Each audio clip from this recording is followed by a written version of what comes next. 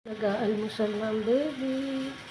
Ay, thank you Lord. Nauubos niya. Guys, papainumin ko na si vlogger girl niyo dahil nakalipas na yung 10 minutes ng meal niya. Tapos na siyang kanain. Sinisya talaga guys, parating makikita niyo. Nak, oh. Dandahan. Para dandahan lang guys.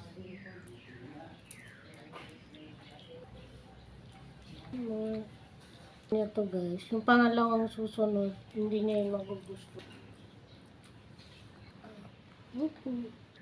Yay! Nakainom na siya ng unang dose niya guys. Babalik kami after 10 minutes ulit. Bye-bye! Sabi ko is si Misha talaga ang makikita niyo dahil focus po ako kay Misha. Nakalipas na yung 10 minutes. Iinom na ulit siya ng pangalawang medicine niya ngayon morning. Good morning mga kalamon at kapatay gutom. Magandang umaga. Ito po yung medicine niya. Ayan. Ayaw niya to guys. Ayan. Dandahan lang. Minsan kasi guys, nasutsok si Misha. Katulad niyan. Katulad niyan. Kunti pa. Dandahan lang. Ayan. Masimas. Ayan guys, tapos na yung pangalawa. After 10 minutes ulit guys, babalik kami.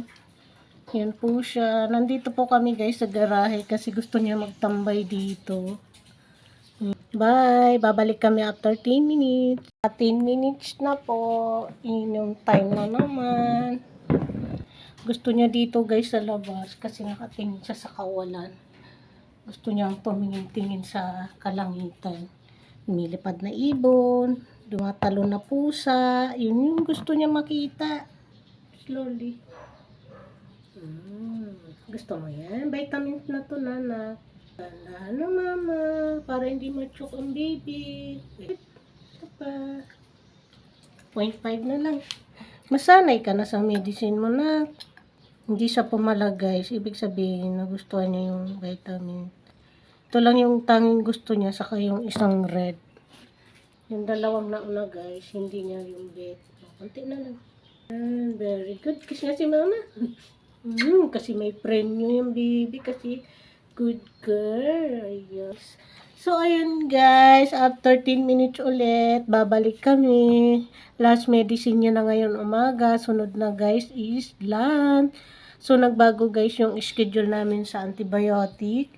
So, 1 o'clock na namin siya, 1 o'clock ko na siya paiinumin. So, yun lang guys. Marami pong salamat and good morning. Bye! Kasi nakalipas na ang 10 minutes, inom na ulit siya ng medicine niya. Yan, nandito pa rin kami sa labas kasi gusto niya tumingin-tingin sa kawalan. So, last medicine niya na to guys. So, vitamin naman to. Yan. Dandan lang si mama. Huwag natin biglain. Yan, dandan lang si mama. Yan, very good. Gusto mo yan? 0.5 pa. Konti na lang. Sarap. Sarapan daw siya guys.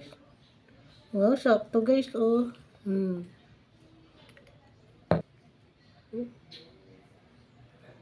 Pag di siya masyadong pumapalag, ibig sabihin guys, gustong gusto niya yung iniinom niya. Maliban doon guys sa antibiotic, di niya trip. So, ayun guys, update kay Misha. So, ayun, i-upload na namin to ngayon. Marami pong salamat. Sana i-follow, i-share nyo po itong video na to para kikitain namin dito ay pang-check up ni Misha nyo.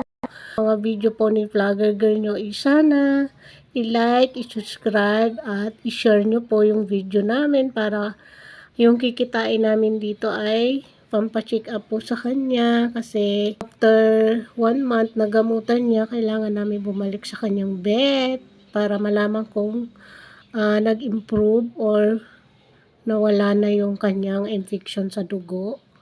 So, ayan guys, medyo nakakatakot kasi yung nangyari kay Misha. So, ayan, nag-aalala ako sa kalusugan niya. So, medyo okay naman siya. Tuwing pupupo lang talaga siya guys ng blood, natatakot ako. Kasi sa pinakahuli-hulihan kumbaga sa tao, tabi-tabi po sa kumakain ha. Kasi masilan po tong mga nababanggit ko sa inyo is sensitibo. kung kayo madiriin, wag nyo na lang panoorin or i-mute nyo na lang. Ayaw ko ipakita yung poop niya kasi baka mabas kami or alam nyo na. So, ayun lang, basta nabanggit ko na may blood pang konti, pero sabi ng doktor, is normal daw po yun. And, so, yun lang po. Marami pong salamat. Sana ipag-pray nyo pa rin po si vlogger ganyo na tuluyan na po talaga siyang gumaling. And, thank you. Good morning and bye-bye.